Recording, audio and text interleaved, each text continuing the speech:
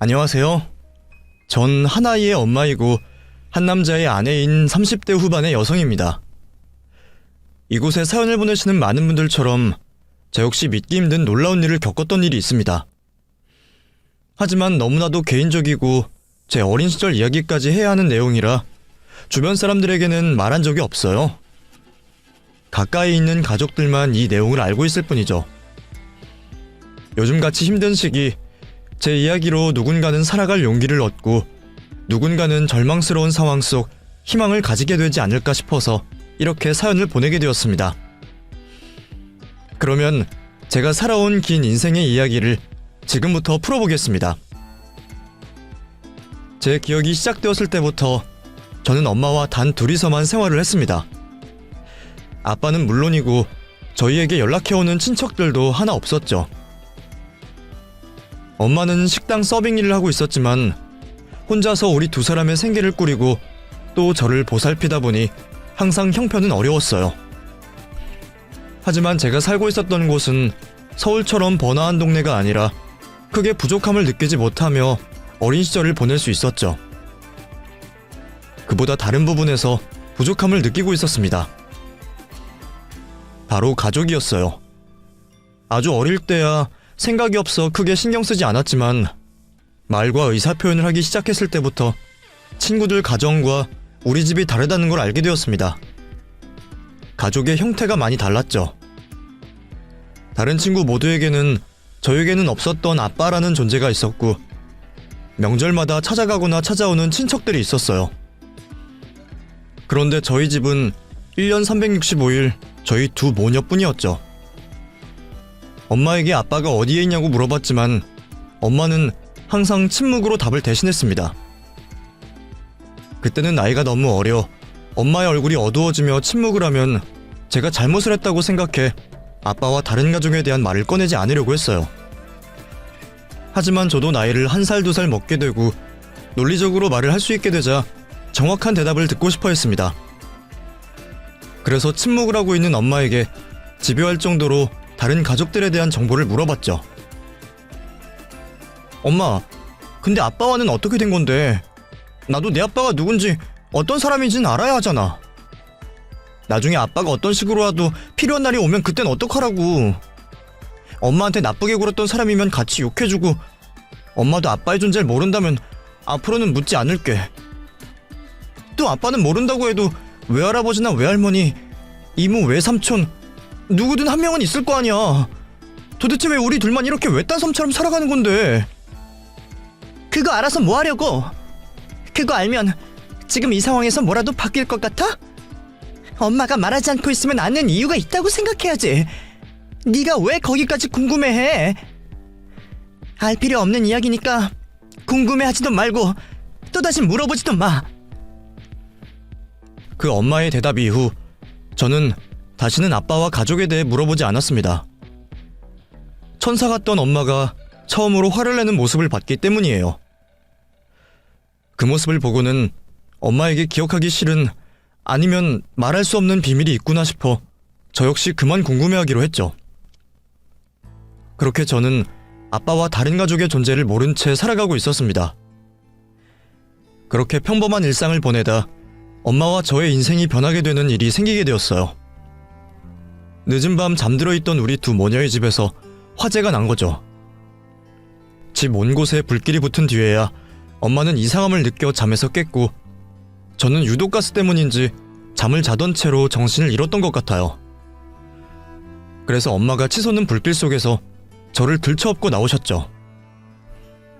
우리 두 모녀는 화마가 덮어버린 그 집에서 탈출을 할 수 있었지만 저와 달리 엄마의 상태가 좋지 못했습니다.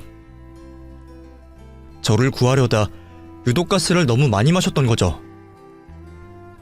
병원에 이송되어 치료를 받으셨지만 결국 회복을 하시지 못하시고 세상을 떠나시게 되었습니다. 한순간의 사고로 고아가 되어버린 저는 엄마가 자신의 목숨을 바쳐서 구한 목숨으로 이 세상을 열심히 살아가려고 했어요. 하지만 화재 사고로 생긴 얼굴과 온몸의 화상 자국은 제 다짐과 달리 저를 점점 더 이 세상에서 위축되게 만들었죠. 그나마 사고 이전부터 알고 지내던 친구들은 평소와 같이 저를 대해줬지만 학교를 졸업한 이후 만나게 되는 사람들은 저에게 차가운 눈빛을 보내왔습니다. 그리고 그 사람들의 놀림거리가 되기도 했죠.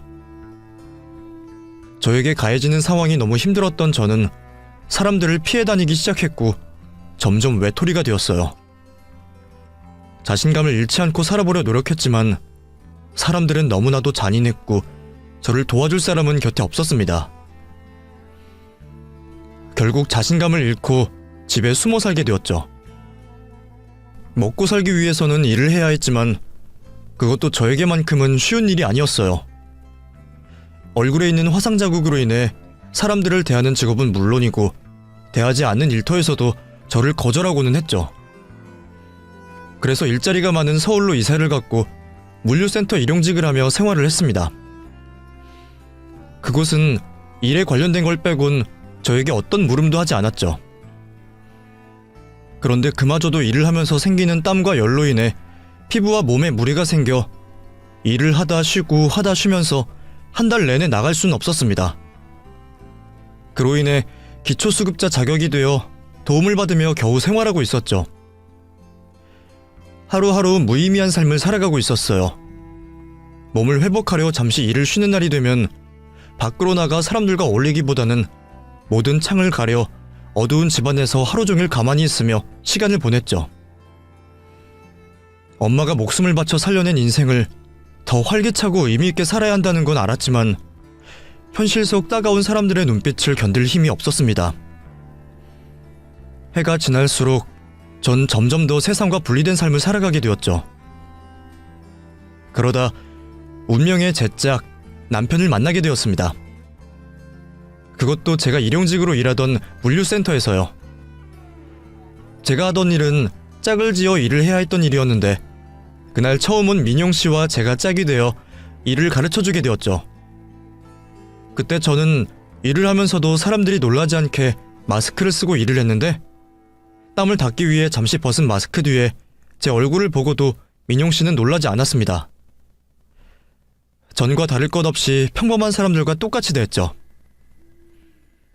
이후 민용씨와 가끔씩 같은 조가 되어서 일을 하게 되었는데 그때마다 절 평범한 사람처럼 대해주는 게 좋아 마음이 놓였어요. 민용씨와 일을 할 때면 얼굴에 상처도 잊을 수 있었죠. 그러다 보니 내심 민용씨가 출근을 하길 기다리고 있었습니다. 그런데 어느 날부터인가 민용씨의 모습이 보이지 않았어요. 작별 인사가 없는 게 당연한 일이었지만 왠지 모르게 민용씨에게 서운했죠. 다시 모든 걸 잊고 일과 휴식이 반복되는 일상을 보내게 되었는데 어느 날 또다시 민용씨가 찾아왔습니다. 저를 본 민용씨는 반갑게 인사를 하고 곁으로 와 개강을 하여 평일에 오지 못했다고 했죠. 민용씨는 그 당시 대학생이었고 방학을 맞아 일을 하고 있었던 거였죠. 그러더니 반가워하는 저에게 저를 보러 몇 번이나 일을 하러 왔었다고 했습니다. 제가 쉬는 날과 엇갈려 서로 보지 못한 듯 했는데 이게 무슨 말인가 싶어서 저를 찾은 이유를 물어봤죠. 말을 이리저리 돌리던 민용씨는 저에게 관심이 있다고 말했어요. 저는 그 말을 듣자마자 화를 냈습니다. 당연히 민용씨의 그 말이 나를 호기심의 대상으로 생각해 장난을 치고 있다고 생각했죠. 그런데 민용씨는 화를 내는 저에게 자신의 말이 진심이라며 알아달라고 하는 거예요. 계속 그렇게 말을 하니 완전히 거짓말은 아닐 거라고 생각했습니다. 그럼에도 처음 겪는 일이 겁이 났던 저는 민용씨와 친구부터 시작하자고 제안을 하게 되었죠. 민용씨의 고백으로 기분은 좋았지만 한편으로는 이 모든 게 다 거짓이 아닐까 싶어서 불안했습니다. 친구들과 장난삼아 저를 두고 내기를 할 수도 있었고 저에게 다른 원하는 바가 있어서 접근을 할 수도 있겠다고 생각을 했죠. 그 이유가 무엇이든 이 상황이 모두 거짓이라면 그 다음에 제가 받게 될 상처가 걱정될 수밖에 없었어요. 그래서 남편과 연락을 하거나 만남을 가지게 될 때는 절대로 감정을 비추지 않으려고 노력을 했죠.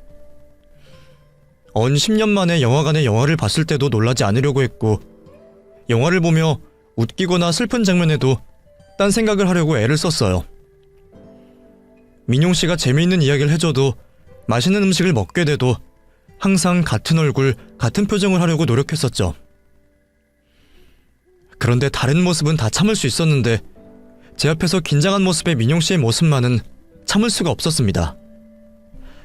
복잡한 일도 척척 잘하던 민용 씨가 제 앞에서는 포크와 수저도 바꿔들고 먹으면서 태연하게 있었거든요. 그런 일들이 너무 많았어요. 한눈에 보기에도 긴장을 많이 한 행동들이었습니다. 그러면서도 저에게는 내색을 하지 않으려 여유 있는 척을 하니 웃지 않을 수가 없었죠. 뒤늦게 이를 알아차린 민용 씨는 부끄러워했고 큰 실수를 했다고 생각했지만 저는 그런 민용 씨의 모습이 귀엽고 고마웠습니다. 나 또한 누군가에게 설레고 긴장을 할 수 있구나 싶어 모처럼 만에 제가 살아있다는 걸 느끼게 해주었죠. 그런 모습에 자연스럽게 잔뜩 긴장을 하고 있던 제 마음도 풀리게 되었어요. 조금씩 민용 씨와 진심으로 대화를 나누게 되었고 일상을 공유하며 서로에 대해 알아가게 되었죠. 그렇게 서로에 대한 마음을 알면서도 연애를 하기까지 오랜 시간이 걸렸습니다. 민용 씨에 비해 뭐든지 많이 부족하다고 느낀 제가 더 조심스럽게 다가갔으니까요. 그래도 결국에는 저의 모든 모습을 보고도 저를 사랑해주겠다고 하는 민용 씨와 연애를 하게 되었죠. 사람들에게 저의 모습이 부정적으로 받아들여진다는 걸 알았을 때부터 제 인생에 연애는 없을 거라고 생각했어요. 그런 저에게 민용 씨와 평범한 데이트도 너무 감사한 일이었는데 그보다 더한 행복과 감사함을 받을 수 있었습니다. 정말 이 세상 가장 행복한 여자라고 불려도 될 만큼 남자친구는 저에게 잘해주었어요. 남자친구와 행복한 나날들을 보냈던 저는 과거의 밝은 모습으로 돌아가기 시작했죠. 더 이상 얼굴과 몸에 있는 상처는 신경 쓰지 않았습니다. 저 스스로에게 자신감을 찾게 되었던 저는 지금까지 단 한 푼도 쓰지 않고 모아오기만 했던 돈을 가지고 제가 하고 싶었던 일을 하기로 했어요. 그렇게 시작한 일이 어떻게 들릴지 모르겠지만 화장품 사업이었습니다. 화상 자국으로 다른 사람들에 비해 유독 더 예민한 피부를 가지고 있어서 이를 가지고 사업을 해볼 만하다고 생각했죠. 이 이야기를 남자친구와 하게 되었고 남자친구의 지인이 그쪽 관련 일을 알고 있다며 소개를 시켜주어서 시작하게 되었어요. 대박이 났다고 할 정도는 아니었지만 처음으로 시작한 사업에서 꾸준한 수익을 낼 수 있었습니다. 그리고 몇 년 전만 해도 어두운 방구석에 있던 저로서는 상상도 못할 모습이 되어 있었죠. 이 모든 게 제 남자친구 민용씨 덕분이었어요. 그래서 저 역시 남자친구에게 도움이 되고 걸맞는 여자가 되기 위해 노력을 하고 있었습니다. 그렇게 우리의 만남도 제법 길어졌을 때 제 뱃속에 민용씨의 아이가 생겼다는 걸 알게 되었어요.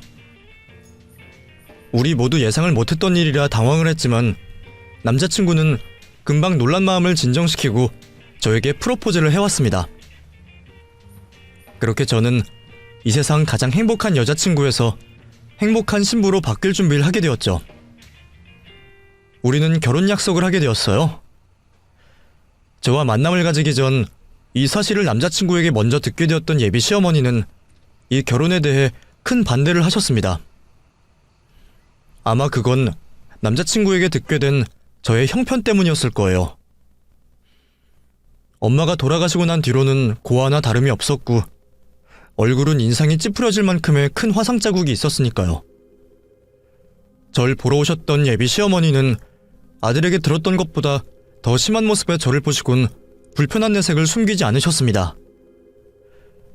그렇게 갑자기 찾아온 예비 시어머니를 따라 카페를 가게 되었고 시어머니께서는 제가 자리에 앉자마자 흰색 봉투를 내미셨죠. 대충 이 봉투에 대한 의미를 알고 있을 거라고 생각해요. 시은씨라고 했나? 시은씨도 이 세상 조금이지만 경험해봐서 알겠지만 사람은 뭐든 끼리끼리 해야 하는 거예요. 또 그걸 다들 원하고 때때로 결혼이 예외성이 있긴 하지만 그것도 서로가 너무 차이가 나거나 달라서는 안 되는 거죠. 우리 민용이 내가 정말 귀하게 키워온 아들이고 내 유일한 보물이나 다름이 없어요. 그러니까 임원하고 이 돈 받고 헤어져줘요. 무슨 말씀인지 알겠습니다만 저와 민용씨 쉽게 결정한 선택 아닙니다. 제가 민용씨에 비해 많이 모자라지만 천천히 조금씩 비슷한 사람이 되기 위해 노력해가고 있습니다. 마음에 들지 않으시겠지만 조금만 참고 기다려주시면 민용씨에게 걸맞는 여자가 맞다는 걸 보여드릴게요. 그리고 뱃속에 민용씨 아이가 있습니다.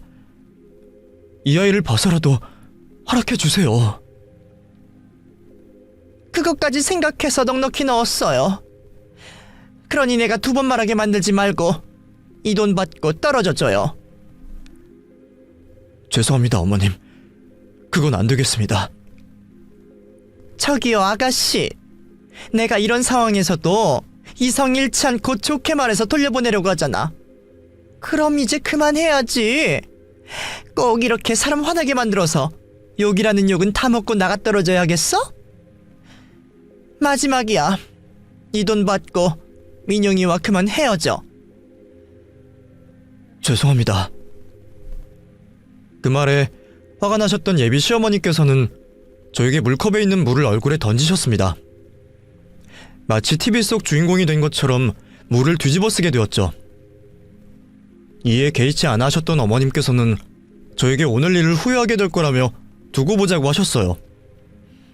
꼭 아들의 곁에서 저를 떼어놓겠다고 말씀하시면서 말이죠. 아마 과거에 저였다면 예비 시어머니의 반대에 지레 겁을 먹고 남자친구의 곁을 떠났을 겁니다. 하지만 남자친구와 만남을 가져오면서 저 스스로에게 자신이 생겼던 저는 더 이상 어떤 일에도 피하지 않았어요. 현실적으로 불가능한 일이라고 해도 전 뭐든지 시도해볼 용기가 있었습니다. 그런 마음가짐에서 남자친구와 결혼을 하는 건 불가능한 일도 아니었기 때문에 이렇게 쉽게 포기할 수 없었죠. 하지만 어머님 역시도 아들에 대한 사랑이 남달랐기 때문에 저를 떼어놓기 위해 그날보다 더한 행동들을 하셨습니다. 우선은 제 사무실이 있는 건물에서 1인 시위를 하시는 거였어요. 같은 건물을 사용하시는 분들이며 택배 기사님들까지 모두 다 그 내용들을 보게 되셨죠. 내용들 모두 예비 시어머니 입장에서 보여지고 생각된 대로 쓴 글이었습니다. 이 사회에서 가장 밑바닥에 있는 제가 남자친구를 어떻게든 꼬셔 팔자를 펴보겠다고 꼬리를 쳤다 나와 있었죠. 모두 거짓된 내용들이었지만 전 화를 내지 않았어요. 오히려 예비 시어머니께 따뜻한 차도 드리고 앉을 수 있는 간이의자도 드렸죠. 이 세상에 꽃뱀짓을 해서 인생을 펴보려고 하는 여자는 사라져야 합니다. 이 건물에 그런 여자가 있습니다. 다들 이 내용을 읽어주세요. 어머님, 아직 날씨가 차가워요. 옷도 얇게 입고 오셨는데 이거 좀 드세요. 혹시 제가 싸왔다고 하면 안 드실 것 같아서 저기 마트에서 따뜻한 걸로 사왔어요. 그리고 여기 의자에 앉아서 하세요. 너 지금 나 약 올리냐? 내가 누구 때문에 이 고생을 하고 있는데 이걸 들이밀어? 그러면 그만해주세요. 저도 어머님 밖에 나와 계시는 거 보고 있기 힘들어요. 또 죄송하고요. 저 들어가 봐야 하니까 집으로 들어가지 않으실 거면 이거 쓰세요. 저 때문에 고생하시는 것 같아 죄송해요, 어머님. 이 정도 반대를 예상하지 못한 것도 아니었고 내용 모두 거짓이니 양심이나 가슴에 찔리는 것도 없었으니 태연하게 행동했어요. 자신의 행동에도 제가 아무렇지 않아 하자 예비 시어머니께서는 방법을 바꾸셨습니다.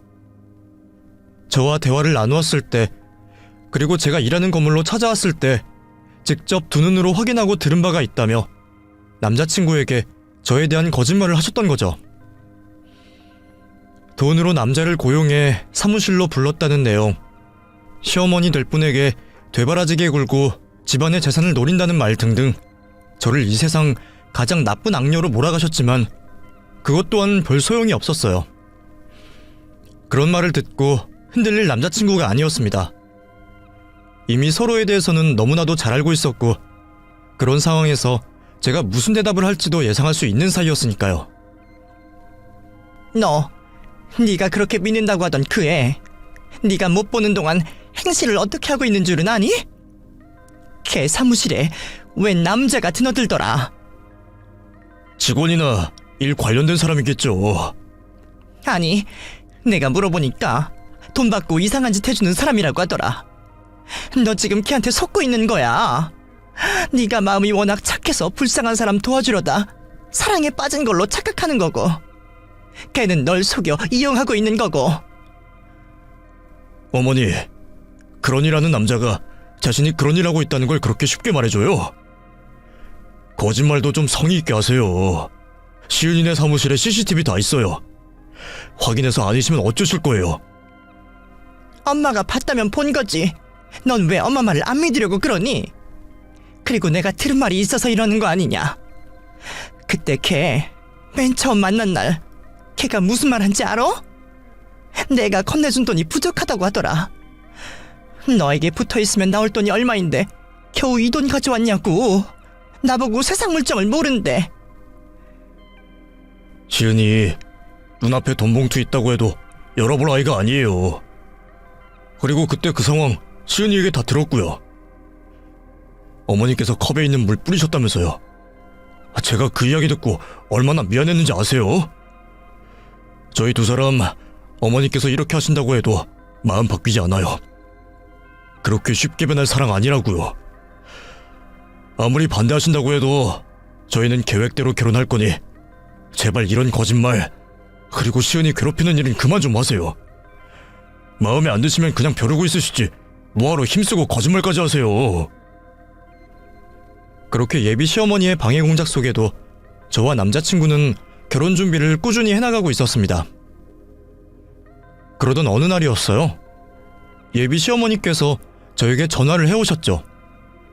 이번에도 남자친구와 헤어지라는 말인 줄 알았는데 무슨 바람이 분 건지 차분하고 나긋나긋한 목소리로 전화를 해오셨습니다.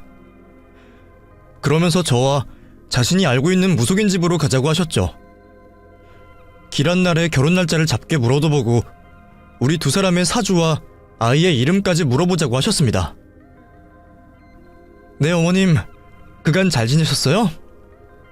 그래, 나야 뭐 별일이 없지. 너는 좀 괜찮고? 이제 슬슬 배도 불러올 텐데. 아직까지는 생활하는데 큰 문제는 없어요. 그런데 어쩐 일로? 다름이 아니라 너 비는 시간에 나랑 같이 어디 좀 가자. 어디요? 내가 알고 있는 용한 무당이 있는데 거기 가서 결혼 날짜도 언제가 좋은지 물어보고 너희 두 사람도 사주가 괜찮은지 확인 좀 해보자. 그리고 이왕에 간 김에 뱃속아이에게 어떤 이름이 좋고 뭘 피해야 하는지도 물어보고. 그래, 언제가 시간이 괜찮니? 그런 예비 시어머니의 말에 처음에는 우리 두 사람 결혼을 반대하는데 포기를 한 거라고 생각을 했어요. 그런데 아무리 생각해도 이렇게 갑작스레 태도를 바꾸신다는 게 이해가 되지 않았죠.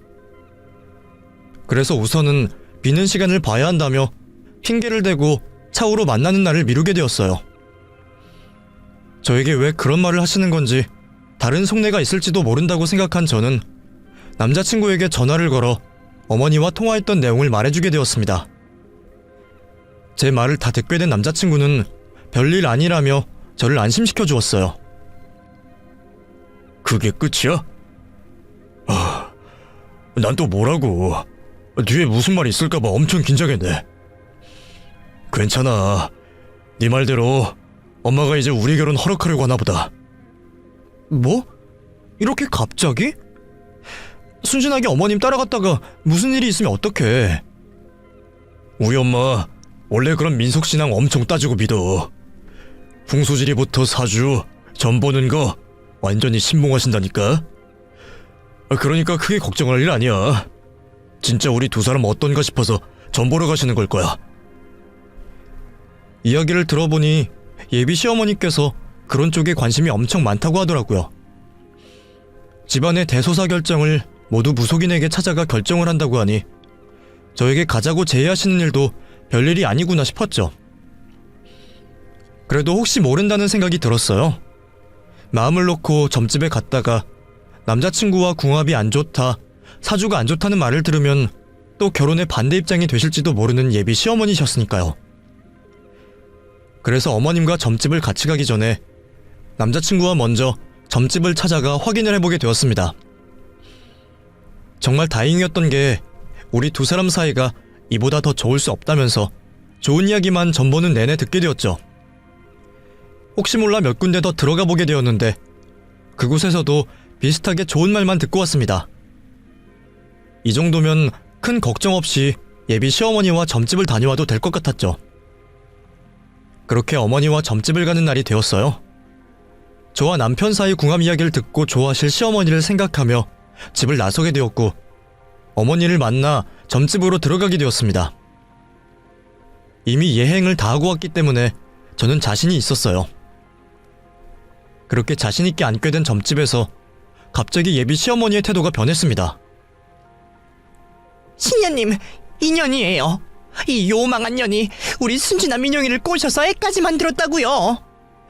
신녀님께서 보호해주시고 제가 금이야 오기야 키운 우리 민용이한테 붙어서 평생 뜯어먹으려고 하는 년이죠. 이러다가 애까지 낳으면 우리 민용이 정말로 얘네들 책임져야 합니다. 그러니까 신녀님께서 인연 뱃속에 있는 애 떨어지는 부적 하나 써주세요. 저를 잡고 신녀라 불리는 무속인에게 이끄는데 어이가 없더라고요.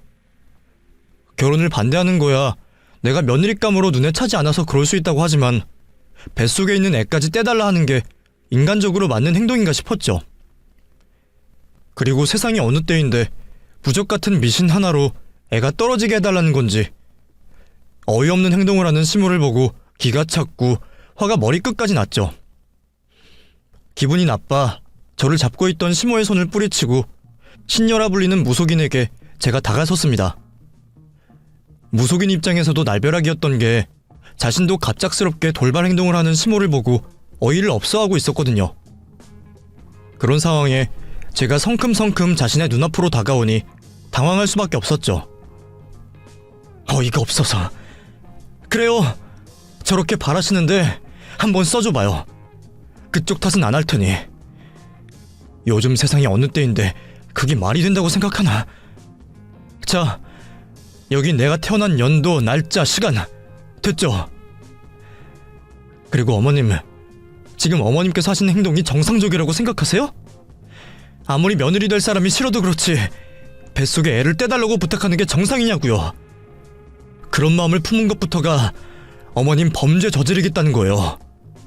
지금 하시는 행동이 살인자들과 다를 게 뭐가 있어요. 저 우리 뱃속의 아이 잘 데리고 있다 건강하게 나을 겁니다. 그리고 민용씨와 누구보다 행복하게 잘 살아서 어머님께 보여드릴 거예요. 우리가 얼마나 잘 사는지 직접 두 눈으로 보세요. 그리고 주변 사람들한테 어머님께서 어떤 행동을 하셨는지 자세히 말할 겁니다. 어머님이 어떤 분인지 다 말할 거라고요. 겁을 먹기는커녕 소리를 치며 화를 내자 예비 시모는 되려 겁을 먹은 듯 했습니다. 그 모습에 쐐기를 받고자 다시 뒤를 돌아 무속인에게 부적을 달라 재촉을 하려고 했죠. 그런데 무속인이 하라는 부적은 만들지 않고 자기 수첩을 뒤지고 있더라고요. 저기요, 뭐 하시는 거예요? 저분이나 제가 부적 원한다니까요? 이름이 안 적혀 있어서 그래요? 제 이름 이시은이에요. 이시은. 그런데 제 이름을 들은 무속인이 그제서야 무엇인가 생각이 났는지 기함을 했어요. 그러더니 저에게 머리를 조아렸죠. 그때 그 상황이 예비 시모가 애를 떼어달라고 저를 여기까지 데리고 온 것보다 더 무섭더라고요. 뭘 어떻게 하라는 건지 겁을 먹고 있을 때 무엇인가 중얼거리던 무속인이 자리에서 일어나 제 두 손을 잡았습니다. 감사합니다, 만신님. 또 감사합니다. 정말 잘 왔어요. 시간이 늦긴 했지만 이렇게 돌아온 게 어딥니까? 잘 찾아왔어요.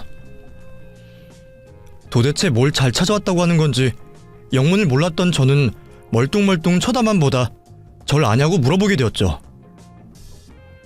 절 아세요? 뭘 잘 찾아왔다는 거예요? 혹시 이런 일 관련이라면 전 관심 없어요. 저 이런 거 하나도 믿지 않아요. 그러니 이상한 말씀 하실 거면 하지 마세요. 우리 시은 씨 오랫동안 찾고 있는 사람이 있어요. 내가 그분께 모시고 갈 테니 우리 당장 같이 갑시다. 네? 저를 찾는 사람이 있다고요? 뭘 착각하시는 것 같은데 저 찾을 사람 없어요.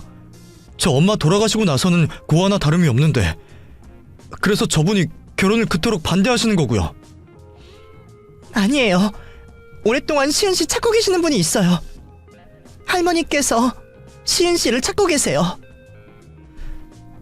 할머니는 무속인들 사이에서 굉장히 유명한 분이라고 했습니다.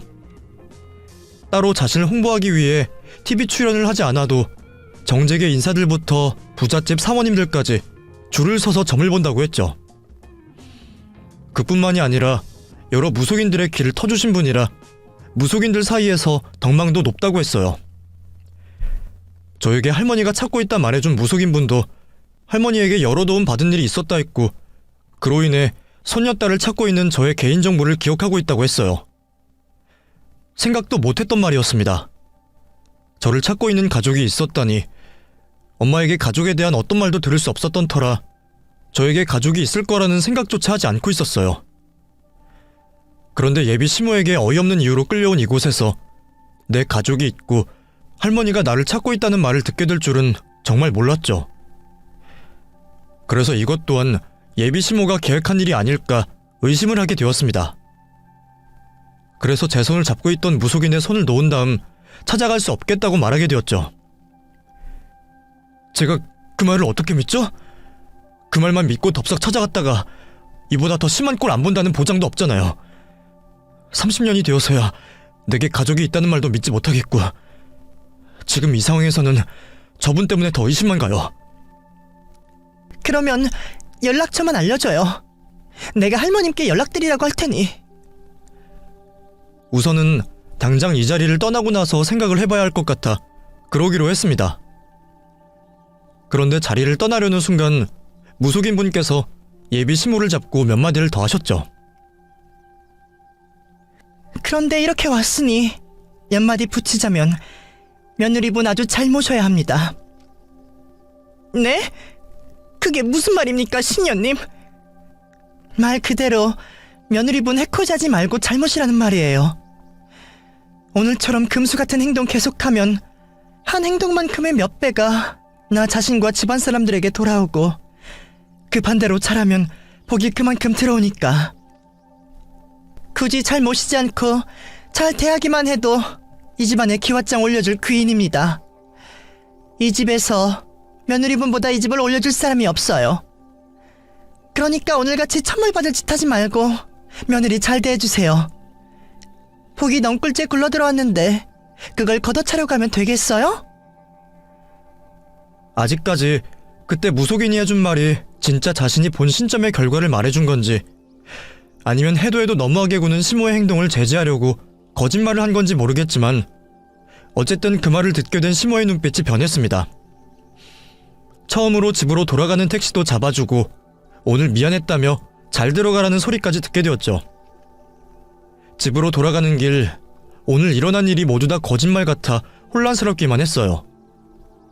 그러면서 저에게 할머니가 있다면 어떤 식으로 확인을 하고 어떻게 대해야 하는지 생각을 하게 되었죠.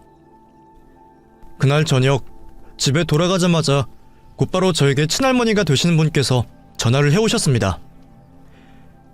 할머니께서 유명한 무당이라는 말에 잔뜩 긴장을 한 채 전화를 받았는데 휴대폰 너머 들려오는 할머니의 목소리는 여느 평범한 할머니의 목소리였습니다.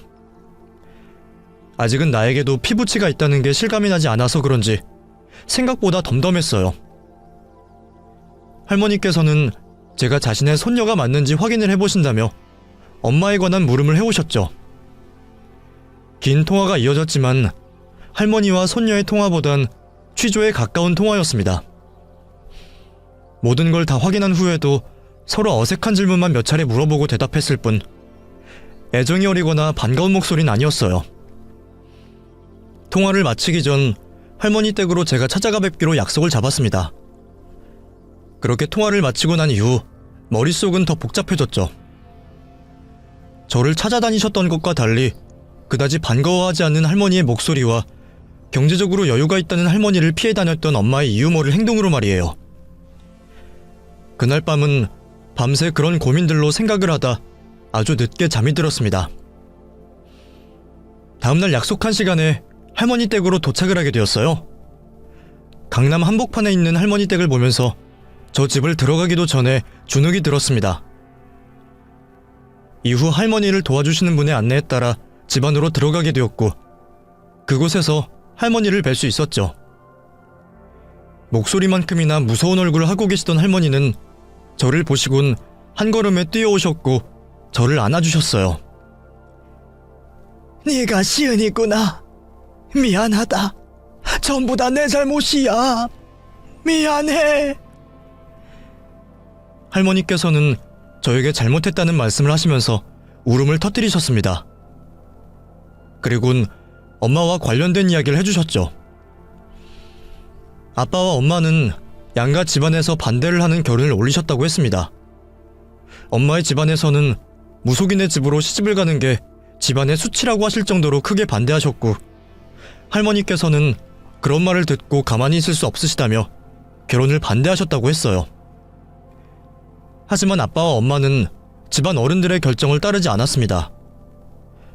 집에서 내쫓기는 한이 있더라도 결혼을 하시기로 하신 거죠. 그렇게 혼인신고를 먼저 하고 이후 결혼식을 올리게 되었다고 합니다. 할머니께서는 마음에 들지 않았지만 혼인신고를 한 두 사람을 갈라놓을 수 없다 생각하여 그 자리에 참석을 하셨지만 엄마의 집안 식구들은 엄마를 출가 외인으로 생각하여 끝내 결혼식 날도 오지 않으셨다고 했어요. 이후로도 엄마와 아빠 두 사람에게 연락을 하지 않았고요. 그렇게 두 분께서는 결혼을 하시고 할머니 댁에서 지내게 되었다고 합니다.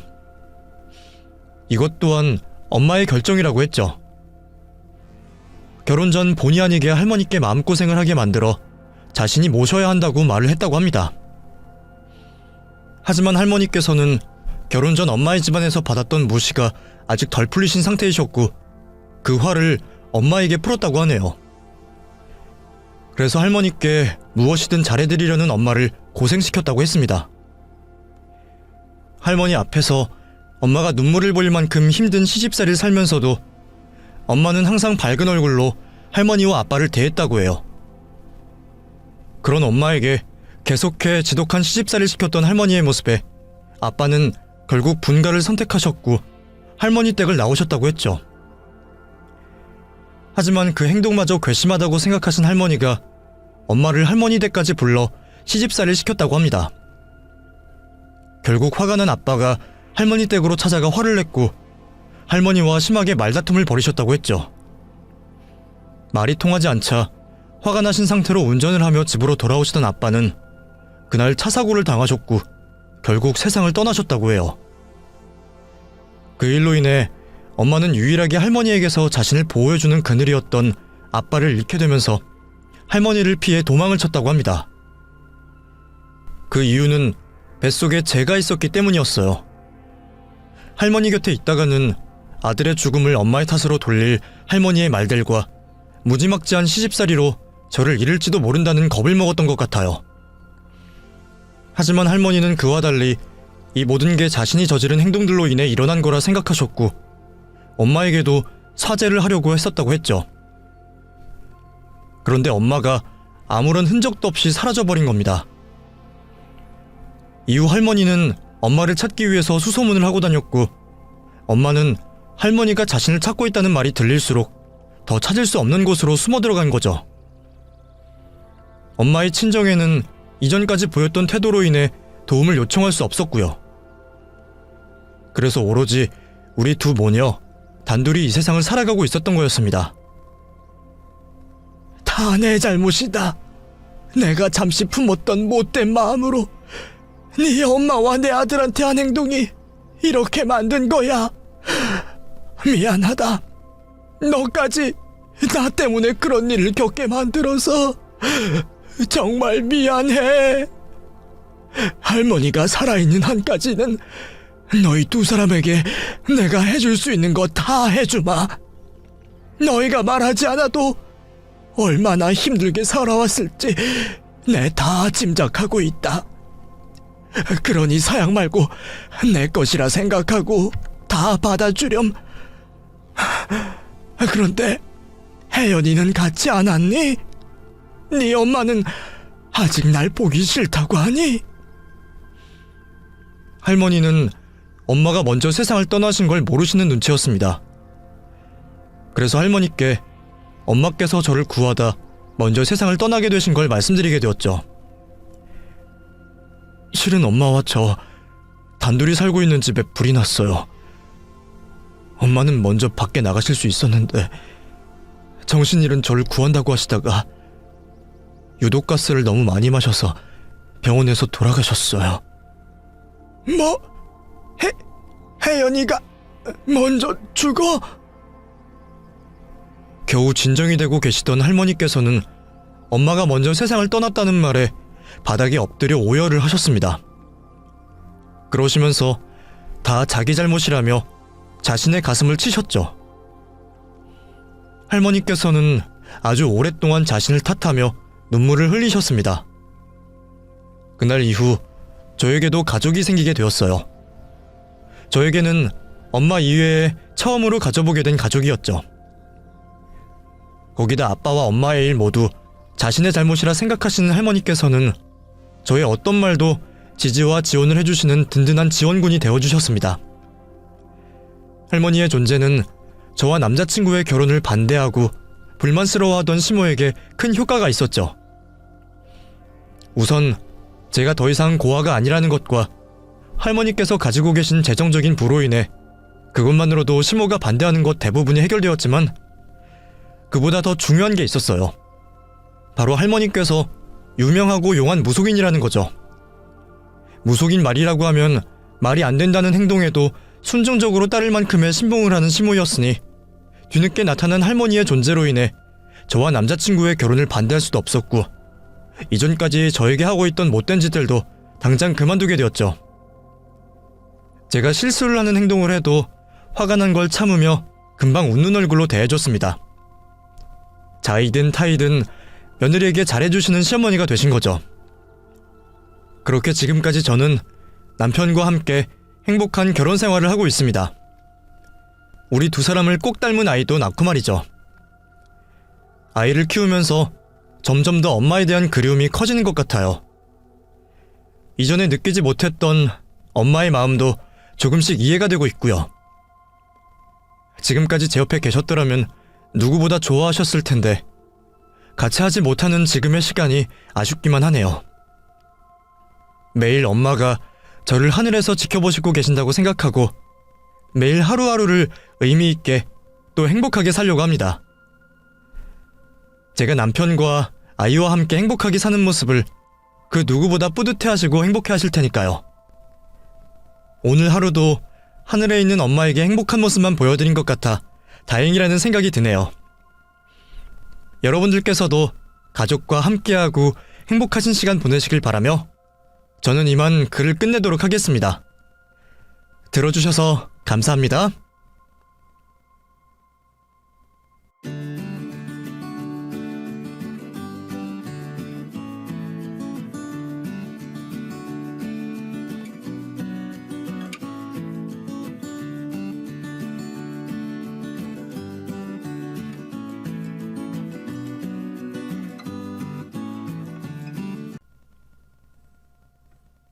안녕하세요.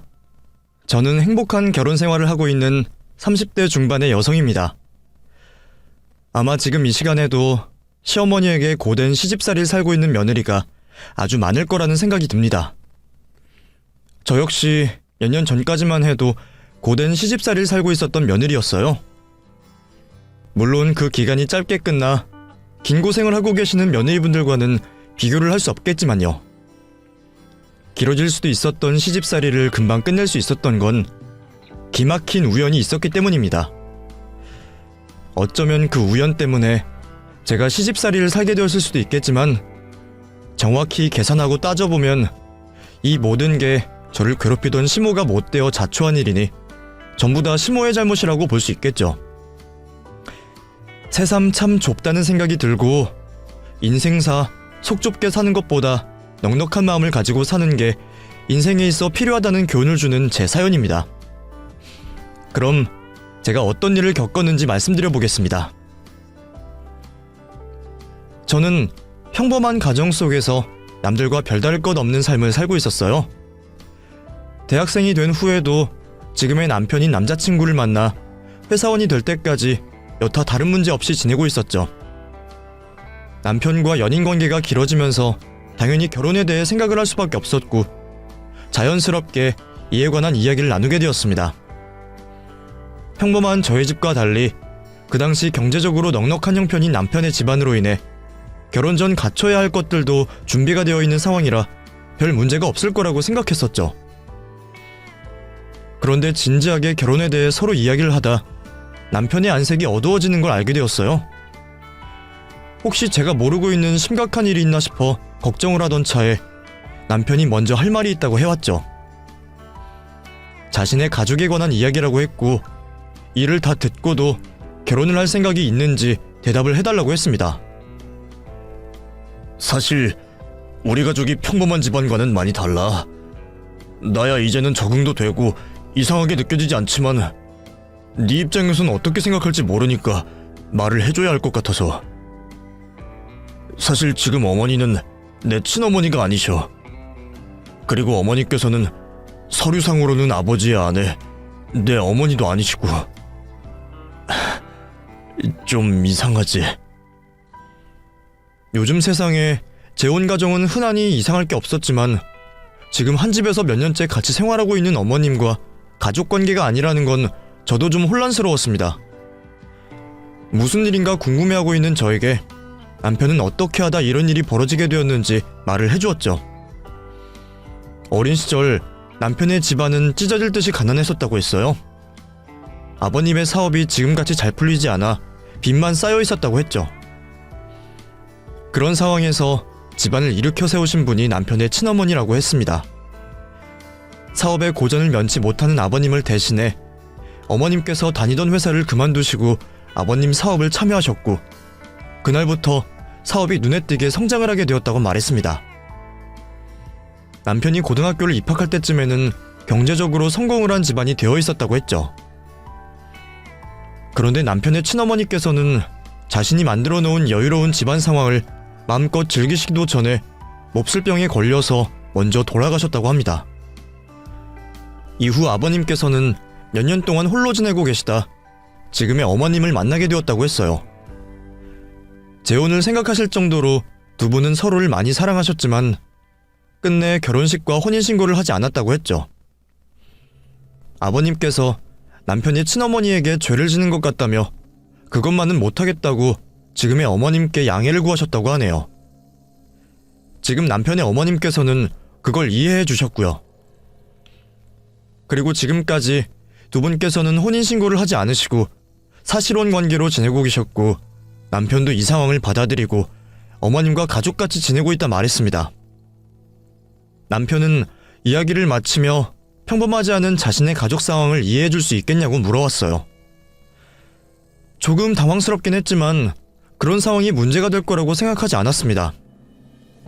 그래서 잠깐 고민도 하지 않고 남편과 결혼 약속을 하게 되었죠.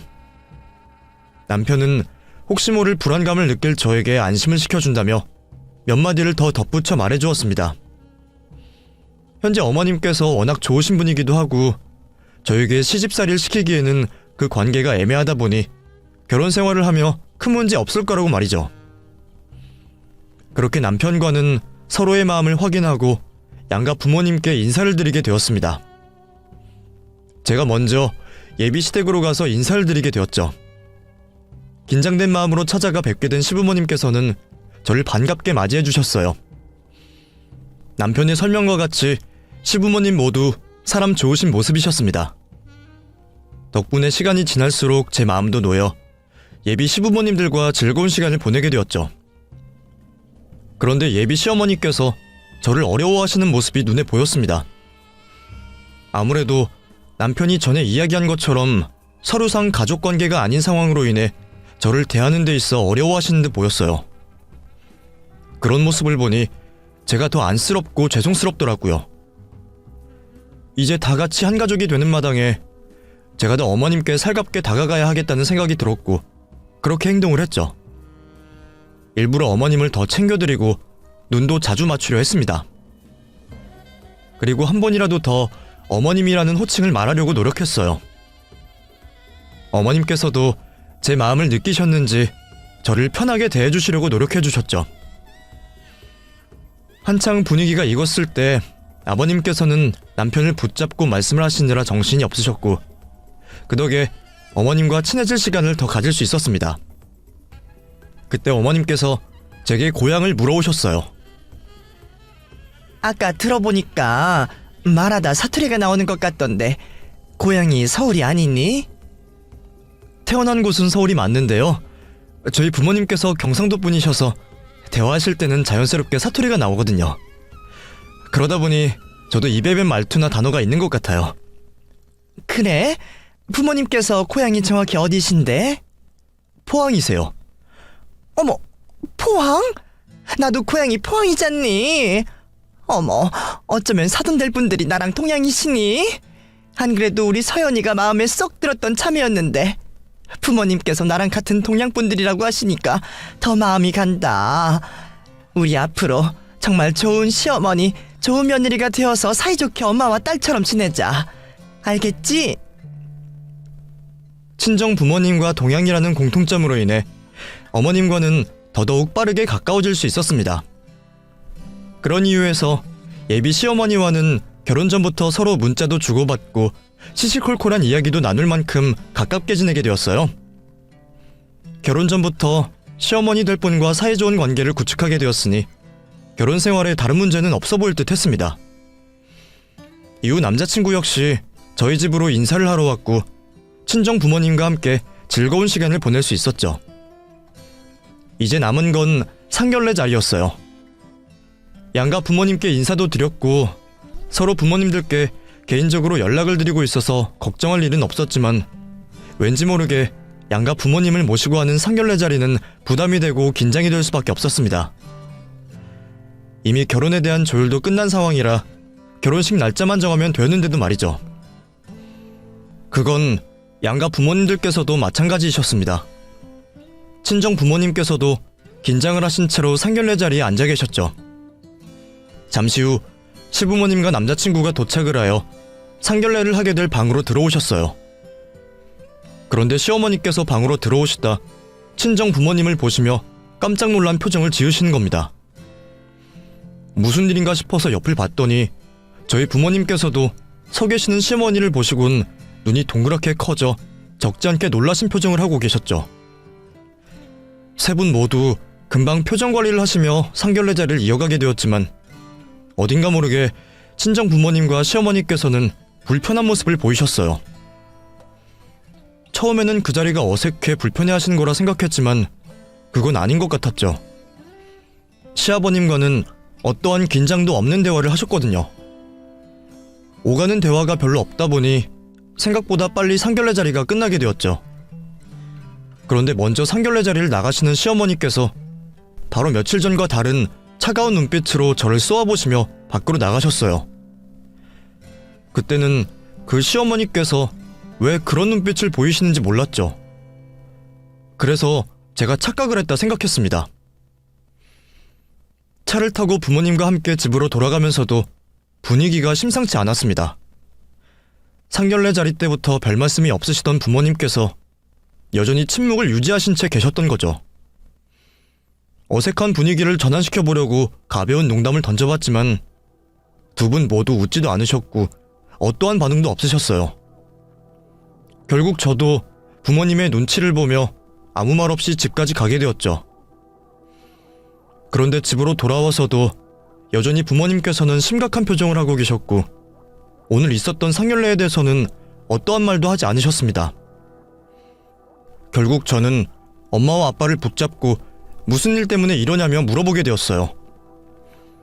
그리고 끈질긴 물음 끝에 두 분이 심각한 표정을 지으셨던 이유를 알게 되었죠.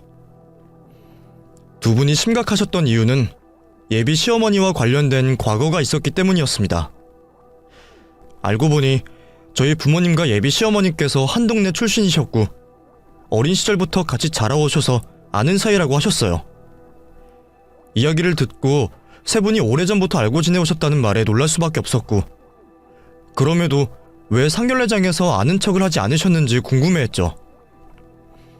동갑내기 부모님보다 한 살 많은 나이의 시어머니께서는 동네 친구였고, 고등학교 시절 때까지 세 분이 가깝게 지냈다고 해요.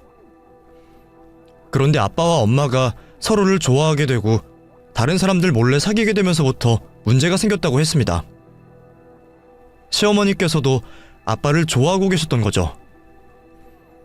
엄마와 아빠가 사귀고 있는 걸 몰랐던 시어머니께서는 아빠를 좋아하는 마음을 엄마에게 고민 상담을 한다며 털어놨다고 했어요. 엄마는 친한 사이였던 시어머니를 더 이상 속일 수 없다고 생각했고, 아빠와 다른 사람들 몰래 사귀고 있다고 사실대로 말하게 되었죠. 엄마 입장에서는 세 사람의 관계가 더 이상 꼬이지 않게 하고 시어머니를 배려하는 입장에서 솔직하게 한 말이었지만, 시어머니께서는 그렇게 받아들이지 않았다고 합니다. 엄마 아빠 두 분이 아빠를 향한 시어머니의 마음을 알고도 자신을 속이며 기만했다고 생각한 거죠. 시어머니께서 오해를 한 걸 눈치채셨던 두 분은 이를 풀어보려 해명을 해봤지만 소용이 없었다고 해요. 오해가 풀리기보다는 그 자리에서 시어머니가 두 분을 얼마나 미워하는지 알 수 있었다고 했죠. 이후 시어머니께서는 엄마와 아빠를 헤어지게 하려고 친구들까지 이용해가며 이간질을 시켰다고 합니다. 물론 두 분 사이는 문제가 없었지만, 그로 인해서 엄마와 아빠를 알고 지내던 친구들에게 이상한 소문이 나돌았다고 했어요. 그 잘못된 소문을 고치느라 꽤나 고생을 하셨다고 했습니다. 자신의 이간질과 잘못된 소문에도 불구하고 두 분 사이가 더 굳건해진 모습을 본 시몬은 저에게 양가 조부모님 되시는 분들께 찾아가면서까지 이상한 소문을 전했다고 했어요.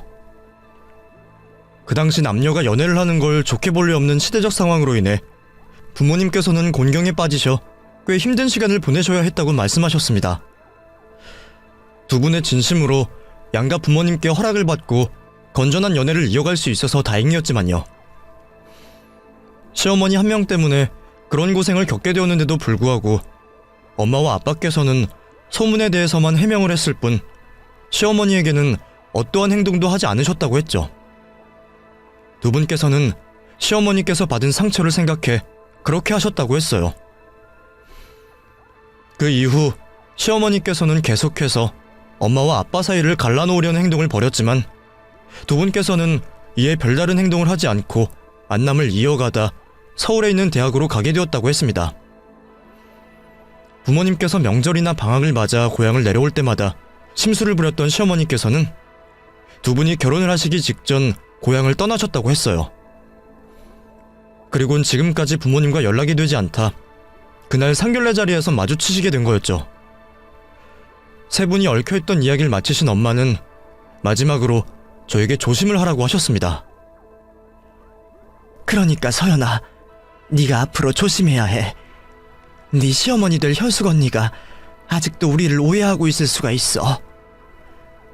언니도 나이가 그만큼 들었고 이제는 네 시아버지처럼 좋은 분을 만났다고 하지만 혹시 모르니까 뭐든 더 조심해서 행동해라. 웬만해서는 우리 이야기 꺼내지 말고.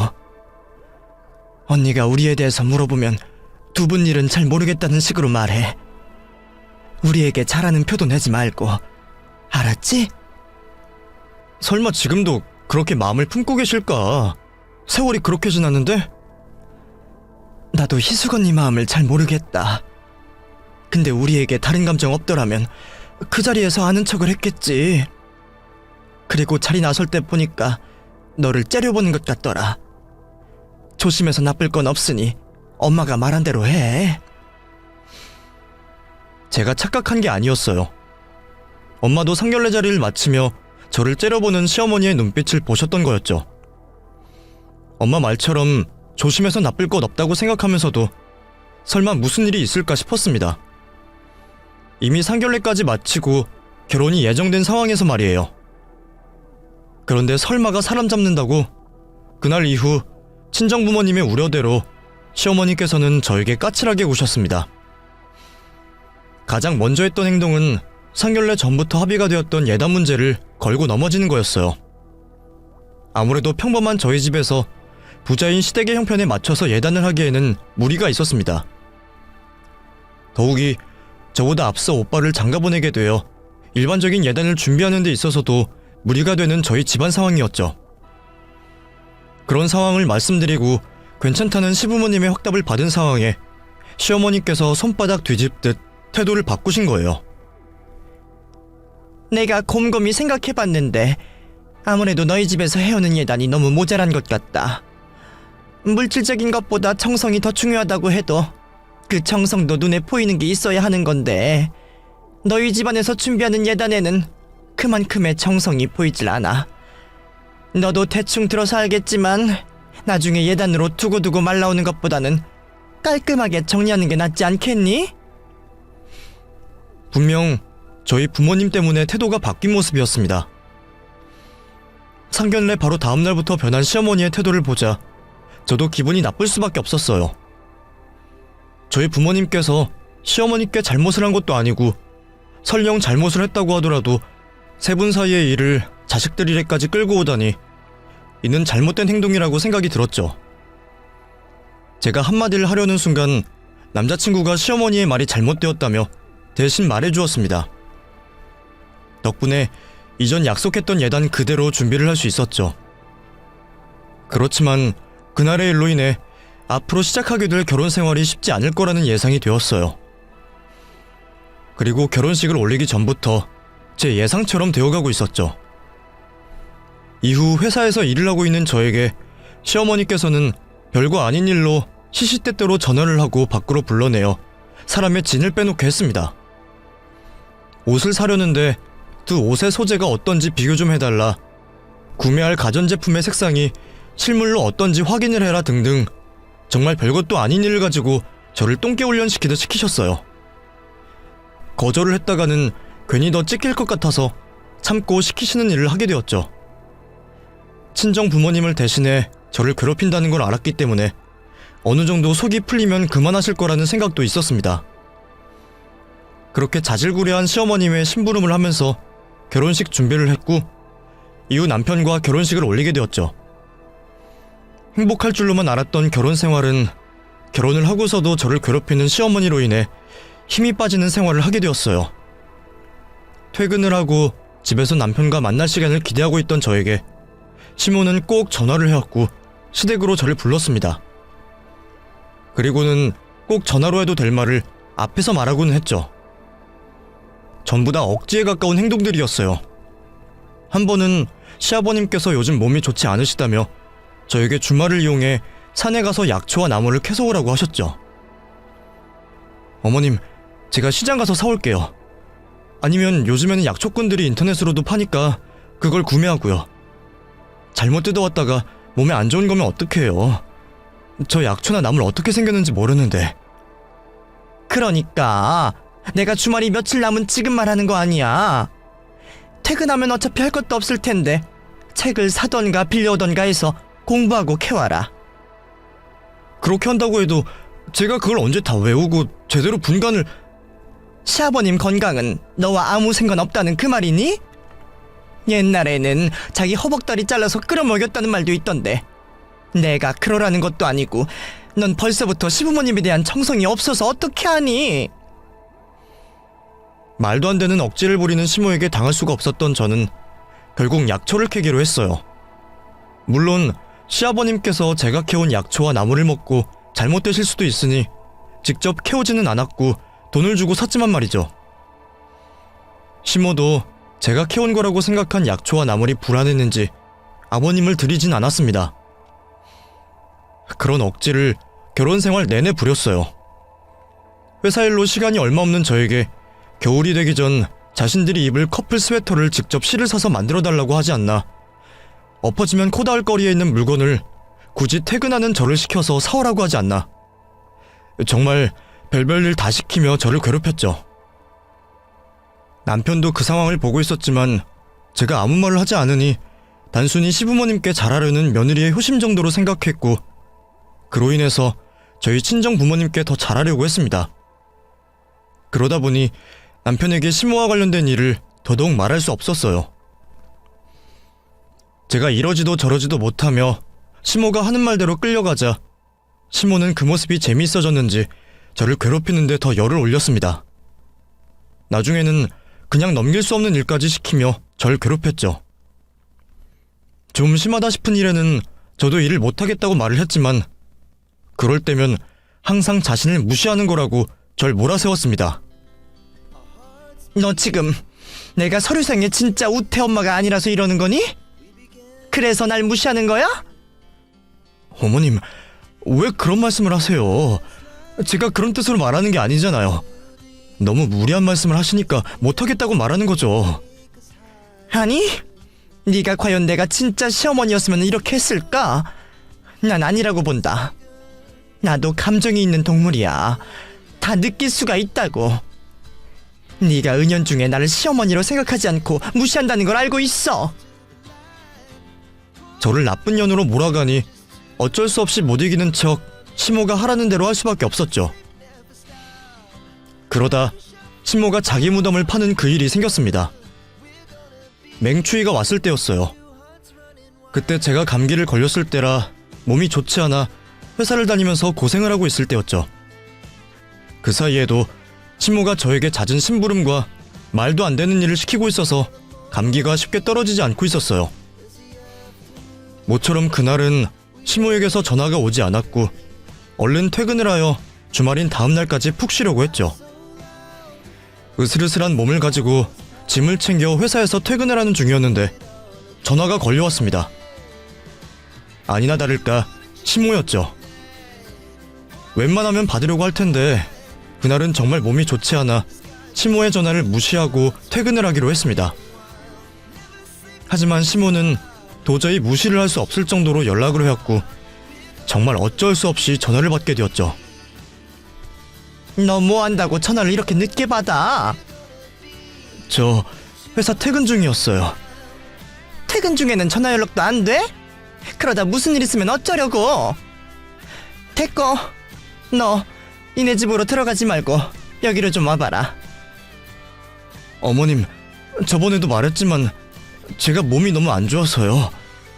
오늘은 좀 쉬고 내일이나 내일 모레 찾아갈게요. 회사 출근해서 일할 힘은 있고 시어머니 부르면은 아프다고 못 온다고 하니? 겨우 감기라며. 간단하게 시킬 일이 있으니 집으로 와라. 결국 집으로 가던 발걸음을 돌려 시댁으로 가게 되었습니다.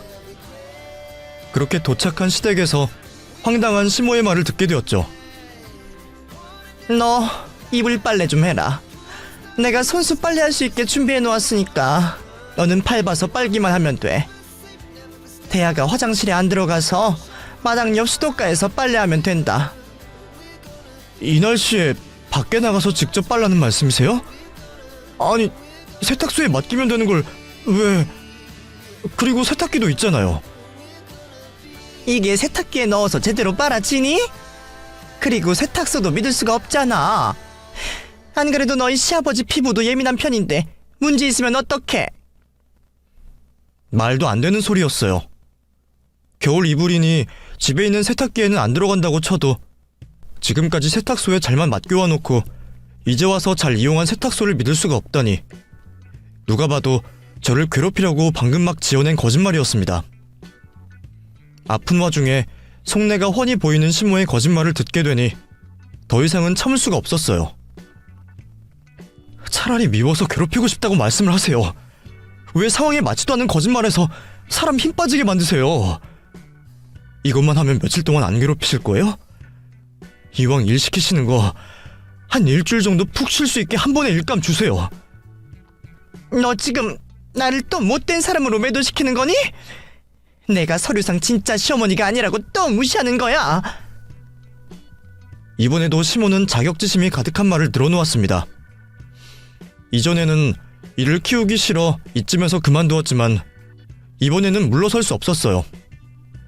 계속 이렇게 끌려다닐 순 없었죠. 제가 뭘 무시했는데요? 시어머니 무시하는 며느리가 아픈 몸 이끌고 시댁으로 와요.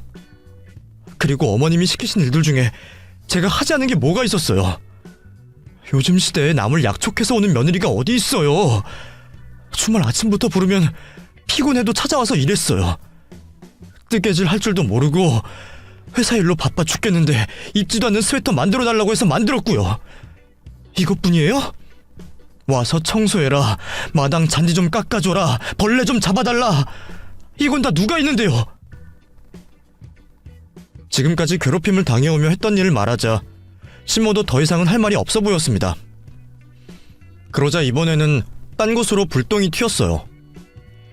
내가 괜히 그러니? 네가 맨입으로 우리 집안에 시집을 와서 그 값을 몸으로 대신하는 거 아니야. 억울하면 내가 예단도 해오라고 할 때 해오던가. 왜 이제 와서 억울한 척을 해? 이보다 더 치사할 수가 없었습니다. 이런 소리 들을 바에야 내가 이악 물고 빨래를 하는 게 낫겠다고 생각했죠. 그래서 시모가 준비해놓은 빨래 도구를 챙겨 밖에서 빨래를 하게 되었어요. 가만히 있어도 이빨이 덜덜 부딪히는 그 추운 날, 시모에게 추운 내색 하나 하지 않고 이불 빨래를 하고 있었습니다. 시모를 째려보며 이불을 시모 얼굴이다 생각하고 꾹꾹 밟고 있었죠. 한창 빨래를 밟고 있는데 시모가 웬일인지 그만하려고 하더라고요. 그만하고 들어와라. 이불은 세탁실에 넣고. 왜요? 빨래 끝나려면 멀었는데요. 제가 끝까지 할 거예요. 누가 너 생각해서 그러는 줄 아니? 네 시아버지 오실 시간이야. 나 욕먹게 하지 말고 이제 그만하고 너도 네 집으로 돌아가라. 추운 날 고생했다. 시아버지께서 오실 때까지 버티고 있을까 생각도 해봤지만 그때까지만 해도 괜한 소동을 일으키고 싶지 않았어요.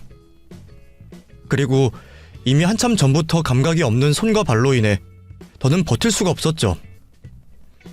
시모 말 맞다나 우선 빨래를 그만하고 몸을 녹인 뒤 집으로 돌아가려고 했습니다. 화장실을 들어가는 순간까지 시모 앞에서는 춥고 힘든 내색 하나 하지 않았죠. 하지만 화장실에서 물을 틀어놓고 꽁꽁 언 손과 발을 녹이는 순간 제 눈에서도 눈물이 터져 나왔습니다. 내가 무슨 잘못이 있다고 이 고생을 해야 하는 건지 별 시답지 않은 이유로 저를 괴롭히고 있는 시모가 미워 죽겠더라고요. 억울하고 분한 마음에 마음이 격해지다 보니 결국 엄마에게 전화를 걸어 모든 걸 일러 바쳤습니다. 그래 서연아, 무슨 일로 전화했어? 엄마, 나 시모가 괴롭혀. 내가 잘못한 것도 없는데 엄마 아빠랑 있었던 일 가지고 나 괴롭힌다고. 내가 방금까지 뭘 한 줄 알아? 지금 이 날씨에 밖에서 이불 빨래하고 있었어. 빨래는 사람이 직접 밟아야 잘 된다면서, 그게 시부모에게 보이는 정성이라면서 나보고 시켰다고. 뭐? 그럼 못하겠다고 해야지. 넌 그걸 했어? 나보고 또 결혼할 때 예단 적게 온 걸 가지고 뭐라고 하니까 듣기 싫어서 이악 물고 했지. 근데 오늘만 이런 게 아니야. 우태 씨랑 엄마한테 말 못해서 그렇지 이런 일이 거의 매일 있다고. 나 이제 그만할래. 그냥 이혼하고 엄마랑 있을래. 네가 이혼을 왜 해? 니네 시어머니, 아니 희숙언니 거기 있지? 네가 그년 어디 가지 못하게 딱 붙잡고 있어. 엄마가 지금 바로 갈 테니. 순간 북받쳐 오르는 감정을 못 이겨 엄마에게 전화를 했던 건데 생각보다 일이 커지게 되었습니다. 시모도 화장실에서 제 울음소리와 통화를 엿들었는지 문을 열고 저를 달래려고 했어요. 저는 엄마가 올 때까지 버티려고 화장실 손잡이를 잡고 문을 열어주지 않았죠. 얼마간 실랑이를 벌이다 시아버지께서 퇴근을 하시고 집으로 돌아오시며 시모가 화장실 문에서 손을 떼게 되었어요. 그리고 얼마 되지 않아 엄마가 시댁으로 찾아왔습니다. 대문 밖에서부터 소리를 고래고래 치신 덕에 시아버지께서 놀라 문을 열어주셨죠. 엄마는 자신을 맞이하는 시아버지를 보시고도 이에 개의치 않고 시모의 이름을 부르며 격앙된 모습을 보였습니다. 이숙, 너 어디 있어? 당장 나와, 당장 나오라고!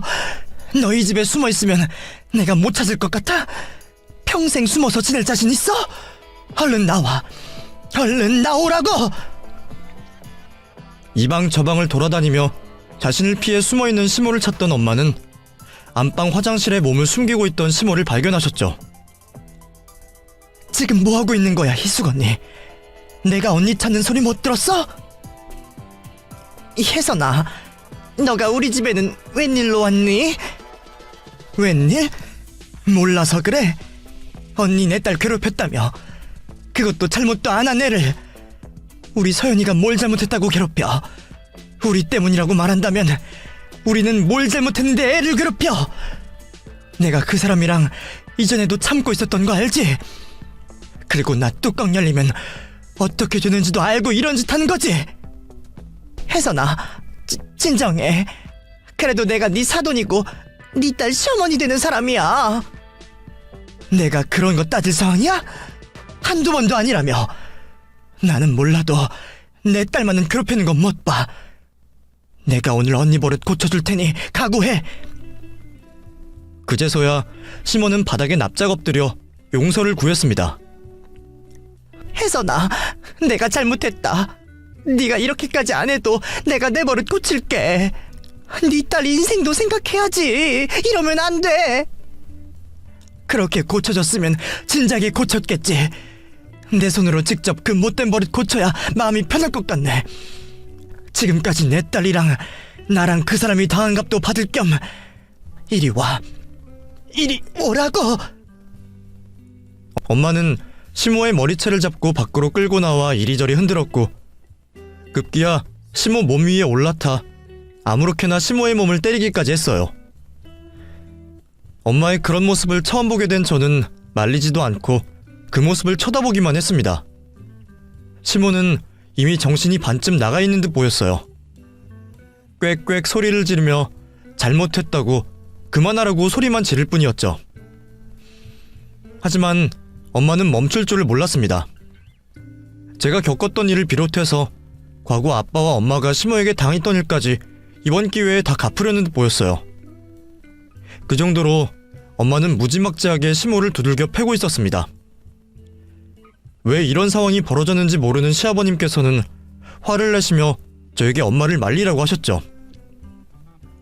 사돈, 지금 뭐 하시는 겁니까? 아무리 화가 나시는 일이 있어도 사돈 간의 주먹질이 웬 말입니까?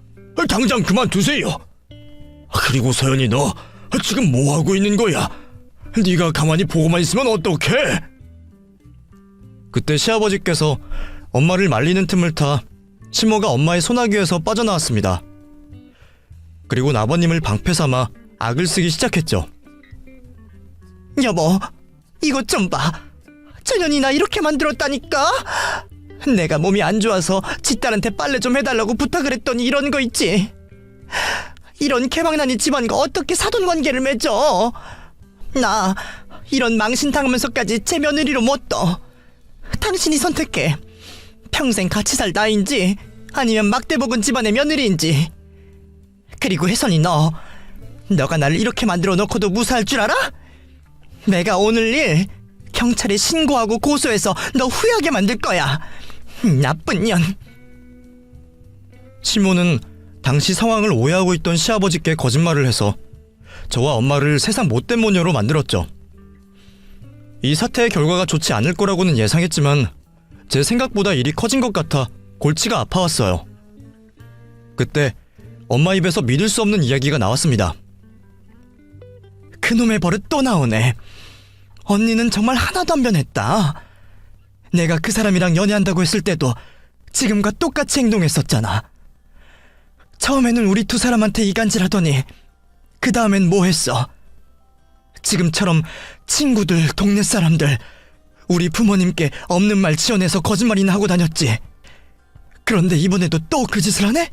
그 나이 먹고? 저기 사돈어른, 안사돈이요. 저랑 같은 동네에서 나고 자란 건 알고 계세요? 모르시죠? 그러면 안사돈이 어렸을 때 무슨 짓 하고 다녔는지 모르시고요. 그거야 나중에 천천히 들으시면 되겠고, 제가 더 중요한 거 알려드릴까요? 안사돈뿐이 사돈어른과 초혼이라고 했던가요? 그 말 진짜 믿으세요? 제가 알기로는 벌써 3번째 결혼을 한 거라고 알고 있는데 그걸 아시는가 모르겠네. 시모가 이혼을 했다는 소리는 저도 친정 부모님께 듣지 못했던 말이었습니다. 시모의 과거를 그다지 궁금해하지 않았지만 설마 그런 것까지 거짓말했을 거라고 생각하지 않았어요. 그렇게 엄마에게 시모의 지난 과거를 듣게 되었죠. 엄마도 할머니를 통해서 알게 되었다고 했어요. 외할머니와 시모의 어머니께서 한 동네 사람이니 이런저런 이야기를 하시다 자식 이야기가 나왔다고 하셨죠. 엄마 아빠가 결혼을 하실 때쯤 시모가 사라졌던 이유가 사실은 결혼을 했기 때문이었습니다. 결혼을 하게 된 이유도 황당했어요. 대학을 가지 못해서 고향을 떠날 수 없었던 시모는 자신을 고향 밖으로 데려가 줄 만한 남자를 골라 결혼을 했다고 했죠. 어떤 이유에서 이혼을 하게 된 건지는 시모밖에 알 수 없었지만 처음 결혼했던 남자와는 얼마 살지 못하고 결국 이혼을 하게 되었다고 했습니다. 가족에게도 이혼 소식을 알리지 않고 있었던 시모는 또 어디서 남자를 구해 2번째 결혼을 하게 되었다고 했죠. 어느 날 갑자기 친정으로 결혼할 남자라고 하며 집으로 데려왔다고 했어요. 이후 두 사람 사이에는 문제가 없었던 것 같은데 시댁에서 시어머니 되는 사람에게 그렇게 구박을 받았다고 하네요. 시댁에서 시모가 재혼이라는 걸 알았기 때문이라고 했습니다. 시모는 그 고된 시집살이에 매일 친정집으로 전화를 걸어왔다고 했고 눈물을 안 흘린 날보다 흘린 날이 더 많았다고 했어요. 그러다 자신의 상황을 잘 들어주고 자상하게 대해주는 남자를 또 우연히 만났고 해서는 안 될 짓까지 하게 된 거였죠. 두 사람의 관계를 알아챈 2번째 남편이 난리가 났고 일방적으로 이혼을 당했다고 했습니다.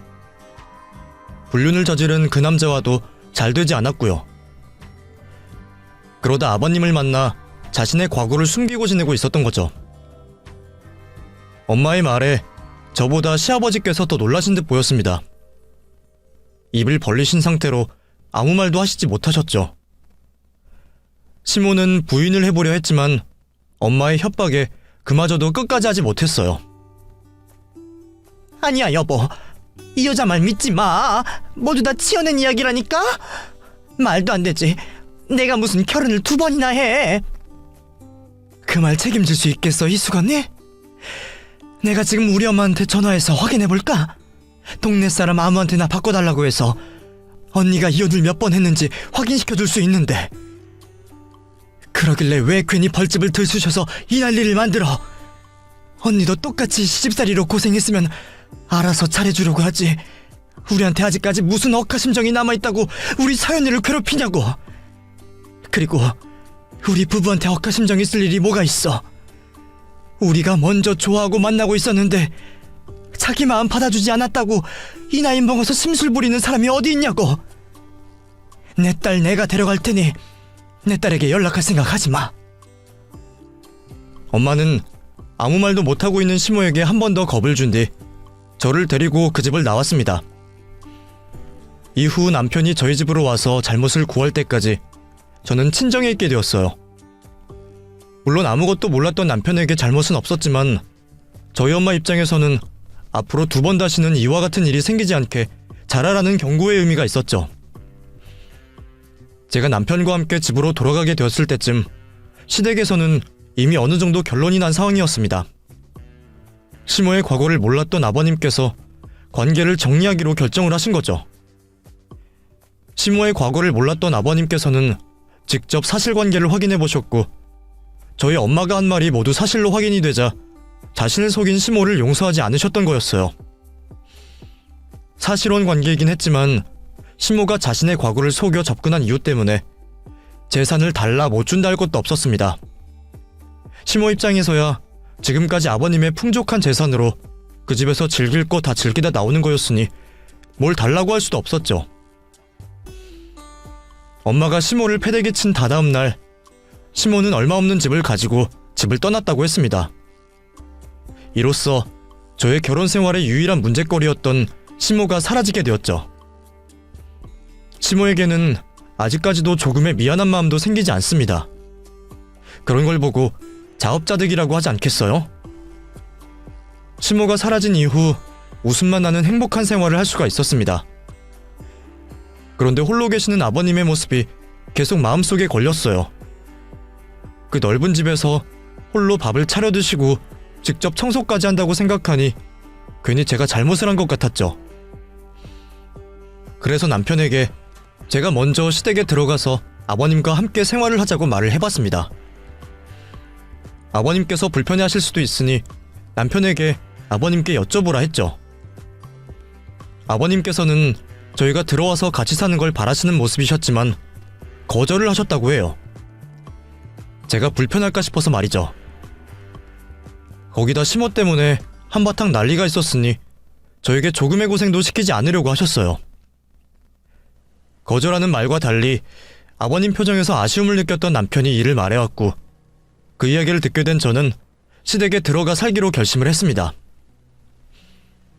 그래서 지금은 아버님과 함께 남편과 시댁에서 살고 있어요. 왜 며느리 사랑은 시아버지라는 말이 있는 것처럼 아버님께서는 남편보다 더 저에게 잘해주십니다. 그러다 보니 시댁에 들어와 사는 걸 너무 만족하고 있어요. 지금의 이 행복을 계속 이어가기 위해 며느리, 아내, 그리고 자식이라는 자리에서 제 역할을 잘하려고 합니다.